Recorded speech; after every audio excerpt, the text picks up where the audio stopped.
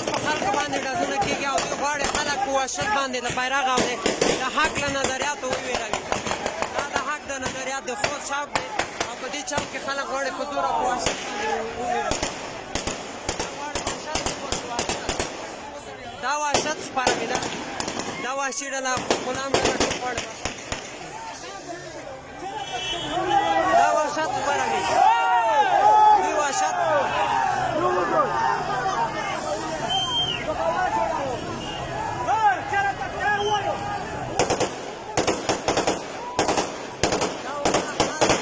مخامخ ډزونه کوي، خلکو باندې مخامخ ډزونه کوي. دا وحشي او غلام